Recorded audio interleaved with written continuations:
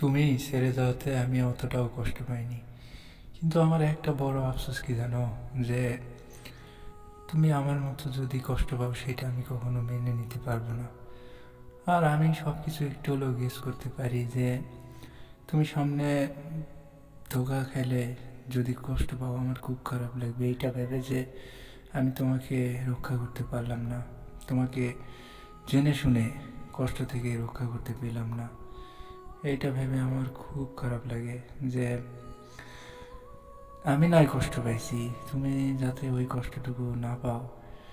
আমি সব কিছু জেনেও তোমাকে রক্ষা করতে পারবো না, নিজেকে ক্ষমা করতে পারবো না। যেদিন তুমি কষ্ট পাবে সেদিন আমি নিজেকে কখনো ক্ষমা করতে পারবো না, কখনো তোমাকে আটকাইতে পারলাম না। ভালোবাসা মানে শুধু যত্ন আর কেয়ারিং না, ভালোবাসা শব্দটার মাঝে অনেক কিছুই থাকে। হোক না ছেড়ে গেছো, কিন্তু তুমি বিপদে পড়বে বা ভুল করবে, সেই ভুলে কষ্ট পাবে, আমি সেটা কখনো মেনে নিতে পারবো না। আমি তো তোমার সাথে ভালোবাসার ভালোবাসি, বন্ধুর মতো মিশতে চাইছি। আমার কি বা দোষ বলো?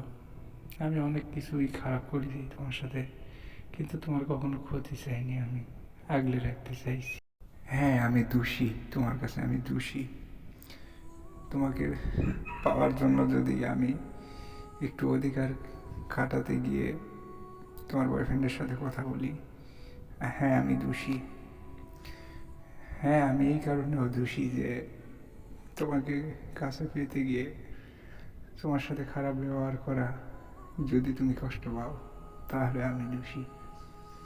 হ্যাঁ আমি দোষী, আমার ভালোবাসা তোমার কাছ থেকে পাওয়ার জন্য যদি তোমার বয়ফ্রেন্ড প্লাস তোমার সাথে খারাপ ব্যবহার করে থাকি, তাহলে আমি দোষী।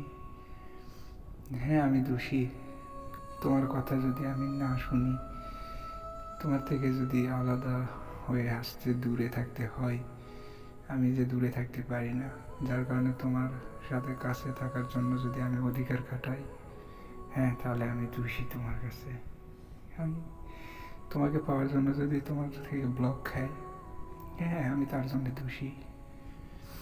তোমাকে পাওয়ার জন্য যদি একটু কথা বলার চেষ্টা করি, হ্যাঁ আমি দোষী তোমার কাছে।